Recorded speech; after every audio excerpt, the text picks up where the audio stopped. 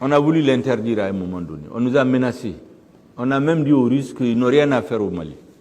J'ai dit aux diplomates qui ont tenu ce discours, j'ai rencontré certains à New York et après en transit à Paris, que le Mali n'est la chasse gardée de personne. C'est la chasse gardée du peuple malien. Point à la ligne. La Russie, depuis les indépendances, a toujours été à côté du Mali. Ça s'appelait l'Union soviétique. Aujourd'hui, c'est la Fédération de Russie qui a pris en son compte l'héritage de l'ex-Union soviétique. Il est donc un partenaire. La majorité de nos officiers, jusqu'à une date récente, étaient formés en Russie. Plus de 80-90% de nos équipements militaires venaient de Russie. On s'étonnerait même qu'on n'ait pas renforcé cette coopération depuis des années. Certainement qu'il y avait des interdictions. Ce sont ces interdictions-là que nous avons brisées. Il n'y a plus d'interdiction pour coopérer avec tout pays qui respecte notre souveraineté, qui est prêt à nous aider à résoudre les problèmes. On cherche à résoudre les problèmes qui sont posés à notre peuple. Et comme je l'ai dit, nous n'avons pas besoin de tuteurs pour cela. On ne quittera pas un tutorat pour être sous un autre tutorat. Et d'ailleurs, les Russes ne l'ont jamais dit. Les Russes respectent le Mali. Nous discutons, carte sur table, de quoi on a besoin.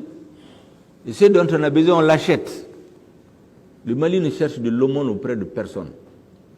Ce que le Mali veut, c'est le respecter comme État souverain. Ce que le peuple malien veut, c'est de le respecter comme un vieux peuple qui a une longue histoire, millénaire. Et je dois dire que, à la date d'aujourd'hui, nous avons une satisfaction totale dans le cadre de notre coopération avec la Russie. Récemment, vous savez, aujourd'hui, si notre armée a un niveau d'équipement jamais égalé pendant ces 20-30 dernières années, c'est grâce à la coopération avec la Russie, c'est grâce à la coopération avec d'autres partenaires dont je ne parle pas, parce que comme les autres n'en parlent pas, nous ne disons rien. Parce que beaucoup pensent qu'on n'est qu'avec la Russie, mais dans le domaine militaire, on diversifie notre coopération militaire. Dans le domaine économique, c'est public, donc il n'y a rien de secret là-dedans. Il y a des produits stratégiques sur lesquels nous avons décidé de conclure des partenariats stratégiques avec la Russie pour sortir de cette hantise chaque année, les engrais, le carburant, le blé et d'autres produits qui vont suivre. Le même type de coopération, de partenariat, de diversification de nos partenariats est en chantier avec d'autres pays. Nous sommes dans des discussions. Mais comme c'est sur la Russie qui a la focalisation en permanence, bon, nous aussi, nous parlons de ce qui se passe en Russie, le reste, on n'en parle pas. Le jour où les autres vont en parler, on dira ce qu'on est en train de faire.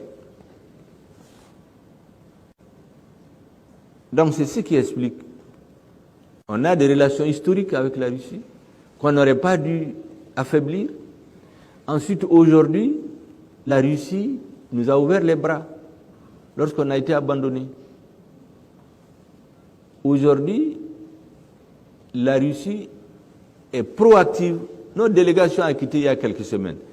Moins de 10 jours après, il y a une délégation russe qui est venue, qui a négocié avec tous les ministres concernés. Nous avons signé des accords de coopération.